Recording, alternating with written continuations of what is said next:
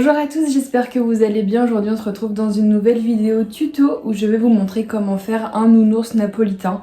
Alors soyez indulgents, c'est les premiers napolitains que je fais de ma vie. J'ai jamais même fait les napolitains en forme classique.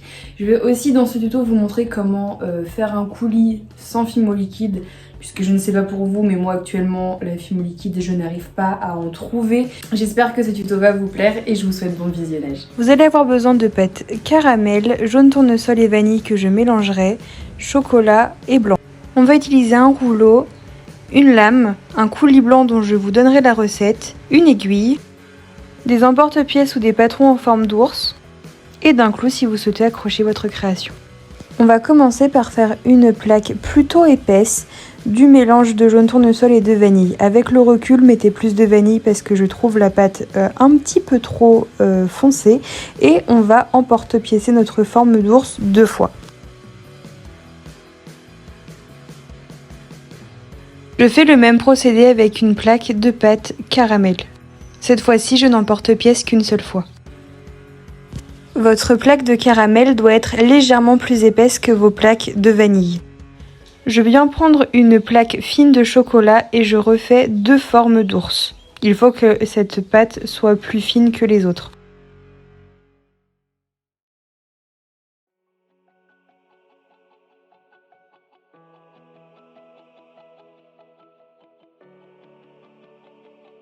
Je procède à l'empilage de mon gâteau, donc je commence par la pâte jaune, puis une plaque de chocolat, poursuivi de la pâte caramel, puis une seconde plaque de chocolat pour terminer par la deuxième plaque jaune.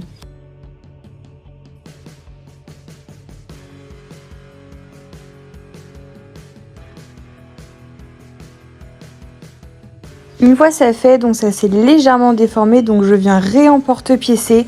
Un conseil, mettez au frigo si votre pâte est chaude parce que vous verrez que moi, les couleurs ont légèrement déteint les unes sur les autres. C'était pas très embêtant, donc pour ça c'est pas très grave.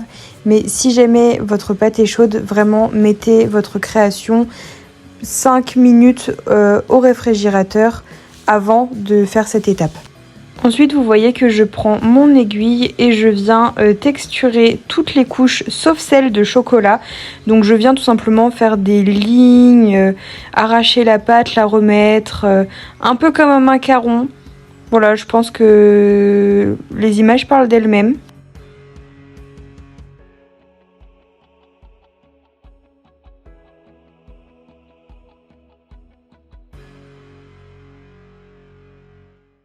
Et voilà le résultat une fois votre création entièrement texturée. Ensuite, on passe à l'étape du coulis. Donc là, j'ai fait un coulis blanc. C'est tout simplement de la fimo mélangée avec de la crème hydratante. Forcément, ça ne donne pas du tout le même résultat qu'un coulis fimo plus fimo liquide, ça c'est sûr. Mais c'est l'alternative que j'utilise liée au manque de fimo liquide. Voilà, je vous donne la recette. Vous mélangez juste de la fimo de la couleur de votre choix. Ici, du coup, c'est du blanc avec de la crème hydratante. Vous pouvez rajouter un petit peu d'eau pour la ramollir. Et voilà, ça passe au four, il n'y a pas de problème, ça fait l'affaire. De toute façon, vous verrez le résultat à la fin. Vous l'avez vu un petit peu au début, et voilà. Vous avez pu voir que j'ai rajouté le piton avant de mettre le coulis. C'est préférable. Et du coup, là, j'applique mon coulis sur toute la surface jaune de la création.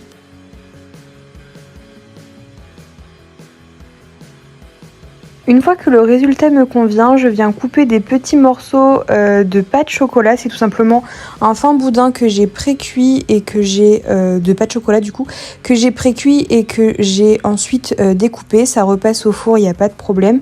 Et je viens donc disposer sur ma création. Avec le recul, ils sont un petit peu gros. Mais je trouve que ça passe quand même. Mais faites-les plus fins si vous pouvez.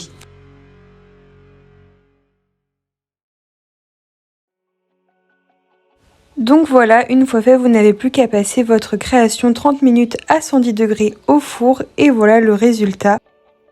Maintenant, vous pouvez vernir votre création, c'est ce que je vais faire.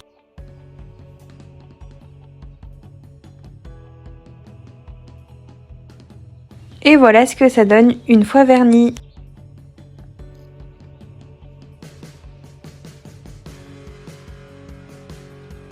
Tout le monde, le tuto est maintenant terminé, j'espère qu'il vous aura plu, n'hésitez pas à me donner vos avis et vos idées en commentaire et moi je vous dis à bientôt dans une prochaine vidéo. Salut!